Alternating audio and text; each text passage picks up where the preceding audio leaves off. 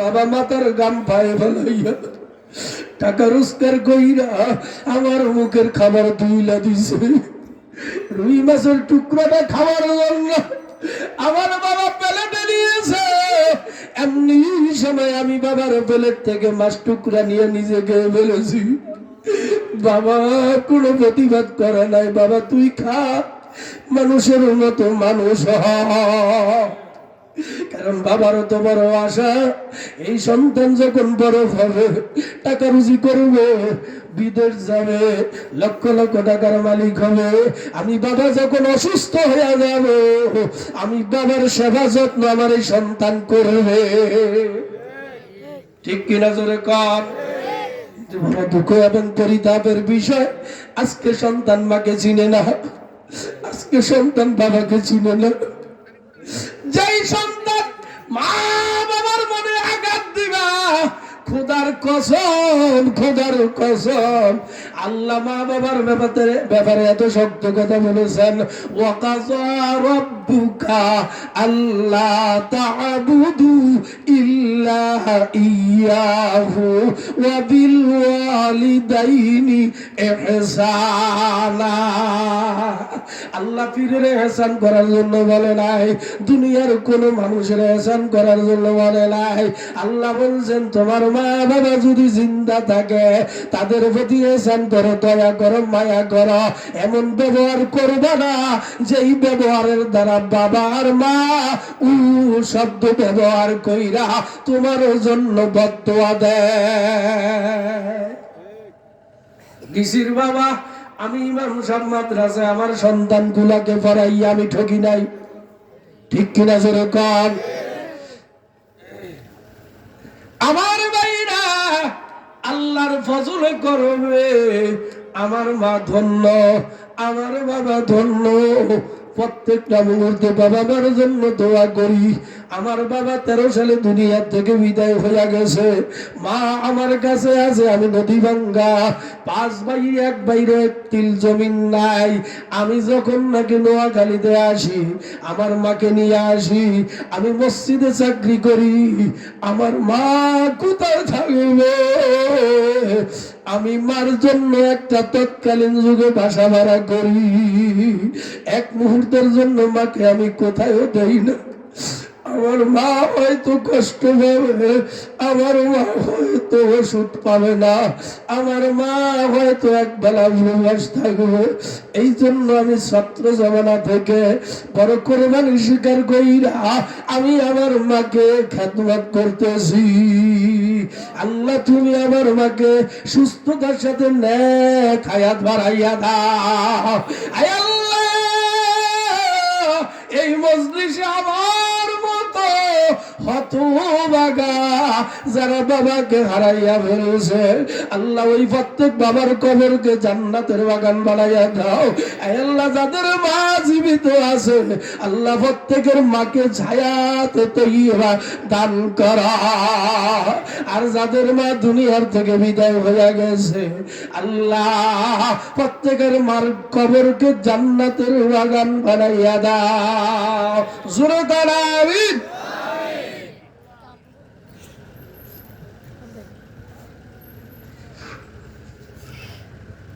তাহলে সত্যিকারে যদি মানুষ বানাইতে হয়, কোরআনের শিক্ষা লাগবে না।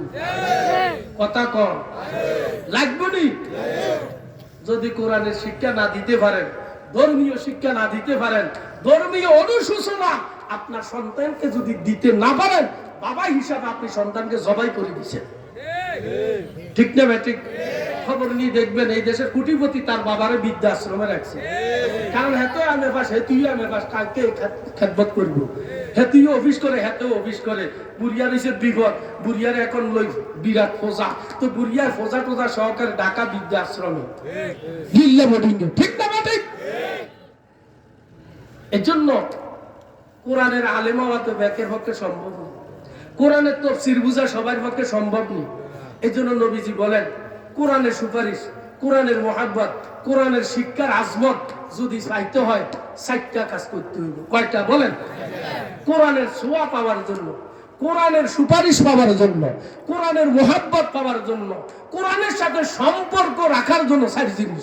قال رسول الله صلى الله عليه وسلم কুন আলিমান আও মুতাআল্লিমান আও মুস্তামিআন আও মুহিব্বান। আল্লাহর নবী বলেন তুমি কোরআনের সুপারিশ চাইতে চাও, তাহলে আমি নবী বলে দিলাম তুমি কোরআনের আলেম হও। আলেম হইতে পারলে না, কমপক্ষে আলেমের ছাত্র হও। ছাত্র হইতে পারলে না, হক্কানি আলেমদের কথা মানিয়া চলো, তাও তোমার সম্ভব হইল না। কারণ শয়তানে তোমাকে ওয়াসওয়াসা দিয়া হক্কানি আলেম থেকে দূরে সরাই দিছে। ঠিক না ঠিক? এত কইলে দেশের মানুষ আলেমদেরকে ভালোবাসতো, হক্কানি আলেমদের কথা অনুযায়ী জিন্দেগি যাপন করত। এখন বর্তমানে মোবাইলের ভিতরে কিছু শায়েখেরা বাইর হইছে, কয় যে হক্কানি আলেম যারা এরা নষ্ট হয়ে গেছে। ওর কথা কম, বিস্তারিত বলার সুযোগ নাই। ওই যে শুরুতে বলছি নাম দিছে ইসলামিয়া দাওয়াখানা, ভিতরে মদের কারখানা। ঠিক তেমনি ভাবে এই শায়েখদের কথা শুনি হক্কানি উলামা ইকরামকে দূরসুরো করিয়েন না, কপাল ঘুরি যাবে, কপাল ঘুরি যাবে। যেরকম কথা ঠিক কিনা? কারণ আল্লাহর নবী বলছেন মান আদালি ওয়ালিয়ান, একজন আল্লাহর ওলির সাথে যদি দুশমনি রাখেন, আল্লাহ বলেন আমি তার বিরুদ্ধে যুদ্ধ ঘোষণা করলাম। ঠিক না বা ঠিক? এজন্য আলেম হইতে পারেন নাই, কম করি আলেমের কথা মানেন। রাসূল বলেন আও মুহিব্বান, এইটাও করতে পারলে না, কমপক্ষে আলেমকে মোহাব্বত করো। আলেম হওয়ার ফ্যাক্টরি মাদ্রাসাকে ভালোবাসো। লাভ হইব কি শোনম, যখন তুমি কবরে চলে যাইবা, কবরে যাওয়ার সাথে সাথে তোমার মাথার কাছে কোরআন এসে যাবে। যেরকম সুবহানাল্লাহ, ফেরেশতা বলবে মুর্দার মাথার কাছে কে গো, তোমার কি এখানে কাজ? কোরআন বলবে আমার তো কাজ আছে। দুনিয়াতে আমি কোরআনকে ভালোবাসছি, কোরআনকে মোহাব্বত করছে, কোরআনের মাদ্রাসাকে ভালোবাসছে, মসজিদের পাগল ছিল, আলেমের পাগল ছিল। এই জন্য আমি কোরআন তার মাথার কাছে এসে গেলাম। কিয়ামত পর্যন্ত আমার এই বন্ধুর মাথার কাছে বৈশা আমি কোরআন তাকে পাহারাদারি করব। ফেরেশতা বলে এখান থেকে তুমি কোথায় যাইবা? কোরআন বলে আমার বন্ধু যখন ময়দানে মাহশর হবে, আমি আল্লাহর কাছে আমার বন্ধুকে নিয়ে সুপারিশ করব। আয় আল্লাহ, এই লোকটা সব সময় আমি কোরআনের কথা মানিয়ে চলছে, আমি কোরআনকে ভালোবাসছে, কোরআনকে মহব্বত করেছে, কোরআনের মাদ্রাসার জন্য টাকা দিয়ে পয়সা দিয়ে সহযোগিতা করেছে, মসজিদকে সহযোগিতা করেছে, সব সময় কোরআনের আলেমদের কথা অনুযায়ী চলছে। আয় আল্লাহ, আমার এই বন্ধু আজকে হিসাব দিয়ে তোমার জান্নাতে যাইতে পারবে না, কারণ আমার বন্ধু বড় দুর্বল। আয় আল্লাহ, আমি কোরআন তার পক্ষ থেকে সুপারিশ করলাম। আয় আল্লাহ, আমি কোরআনের সুপারিশের বরকতে আমার বন্ধুকে বিনা হিসাবে জান্নাত দান করো। জোরে কোন সুবহানাল্লাহ। সাথে সাথে নবীজি দেখবে আমার একটা উম্মতের জন্য কোরআন সুপারিশ করতেছে।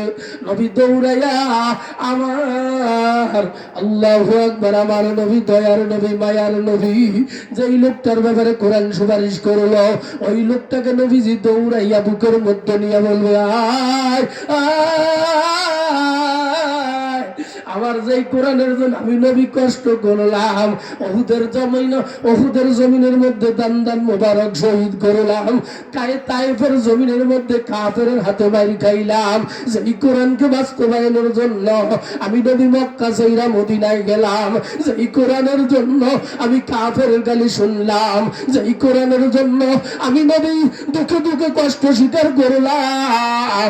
আয় আয় আয়, আমি নবী আমার হাতে হাউজে কাউসারের পানি পান করাইয়া আমি তোর বিনা হিসাবে জান্নাতে নিয়ে যাব।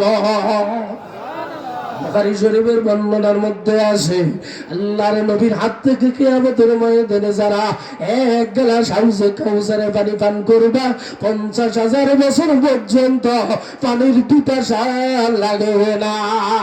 জোরে বল সুবহানাল্লাহ, নারায়ে তাকবীর। প্রত্যেকে চাইনি নবীর হাত থেকে হাউজে কাউসারে পানি পান করা। কারা কারা একটু মেহেরবানি করে দোনো হাত উঠে আল্লাহ তুমি কবুল করো, আল্লাহ তুমি মঞ্জুর করো। যারা হাত উঠাইছেন নিয়ত করেন, আল্লাহ তোমার ঘর বাইতুল্লাহ, আল মসজিদু বাইতুল্লাহ, এই বাইতুল্লাহর অংশতে বৈশা আল্লাহ হাত উঠাইছি, আল্লাহ তুমি আমাদেরকে কবুল করো। কিয়ামতের ময়দানে তোমার হাবিবের হাত থেকে হাউজে কাউসারে পানি পান করার তৌফিক দান করো। আর জোরে কোন আমিন। সাথে সাথে একটা অনুরোধ, এখন থেকে আমি উঠার আগ পর্যন্ত একটা লোক উঠবেন না, কষ্ট করে বসে থাকবেন। এতক্ষণ উঠছেন, মাফ করে দিছি, এখন কিন্তু উঠলে দাবি আছে, আপনিও উঠিয়েন না হুজুর, ঠিক আছে? কষ্ট দিয়েন না।